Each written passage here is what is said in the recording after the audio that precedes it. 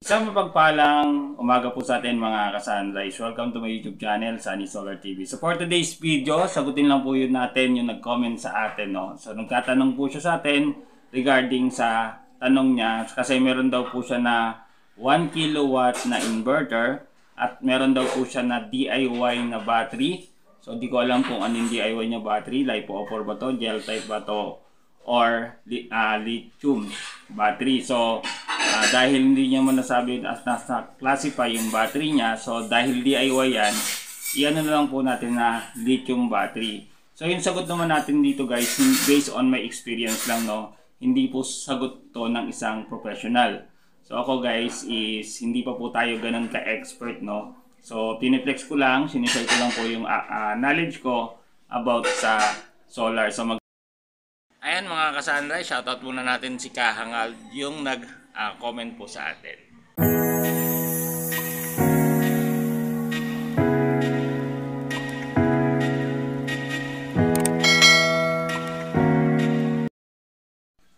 Ayan, sa video na to, tinatanong niya sa akin, or siguro test ko to sa kanya.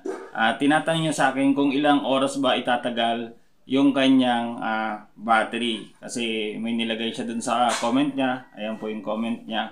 So, sagutin na lang po natin.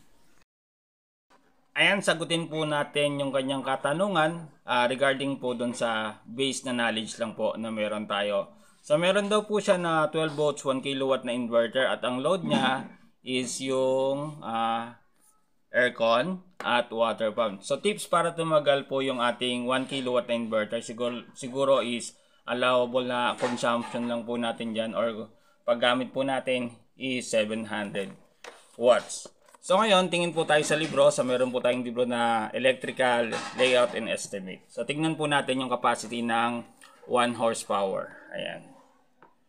So dito, no, nakalagay po, no, sa number 1 po, assume motor efficiency say 85%.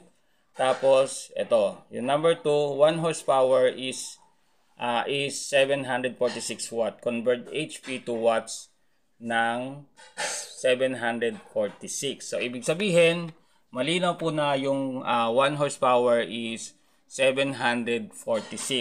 So sa clamp meter niya daw is 500 watts yung lumabas. Siguro sira yung kanyang clamp meter kaya doon. Pero sa libro talaga, yung 1 horsepower is 746. Ayan. So, pag sinabay nga, dahil hindi niya naman sinabi kung ilang horsepower yung kanyang water pump, so siguro hindi niya, para sa akin, hindi niya pwedeng pagsabay ito kasi napakaliit lang po ng inverter niya. 1 kilowatt lang po yun. So, pag ginamit mo yan, para sa akin, ma-overload po yan. So, next slide po tayo. Pasensya na po. Papel at pentel pen lang po yun meron po tayo sa ating pagpapaliwanag. So nag-DIY daw po siya ng battery na 250 AH na battery. So yung inverter niya is 12 volts kaya dito po tayo kumuha, no? Kasi hindi ka naman pwedeng gumamit ng 24 volts kung 12 volts po yung iyong inverter. So ngayon ginawan ko siya ng computation. Ayan. So, yung 250 AH niya times 12, yung voltage, yung system, is 3,000 watts. Tapos, in watt hour. So, less po natin yung 20% siguro dahil DIY po to, siya daw yung gumawa ng battery niya. Lagay natin na lithium o LiPo4 yung kanyang battery. So, yung percentage of use po natin yan is 80%. Yung kanyang DOD. So, ngayon, niles po natin yung 20%, nagkaroon po tayo dito ng 2,400 in watt hour. Tapos yung load niya na 500 watts, ito siguro para sa akin aircon lang talaga yung pwede niya, or pwede naman yung water pump, pero tignan niya muna kung ilang horsepower. Kung 2 horsepower, hindi pwede. Kung 1.5 horsepower, hindi rin pwede.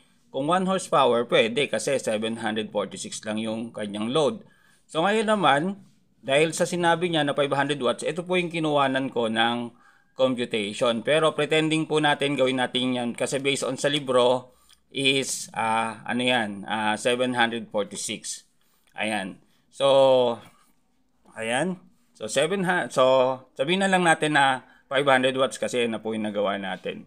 So, magkakaroon po tayo yan in watt hour po natin na gagamitin is magkakaroon po tayo ng 4 hours and 8 minute.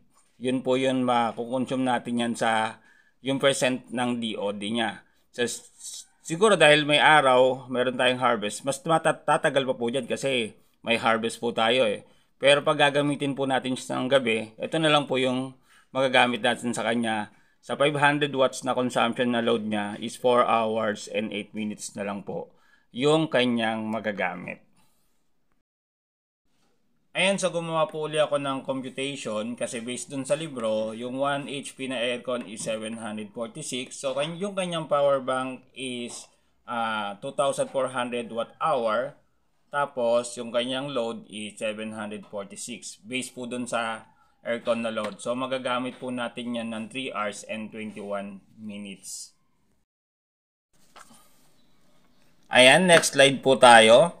So pasensya na po kayo kasi ang meron lang po tayo is pentel pen at papel.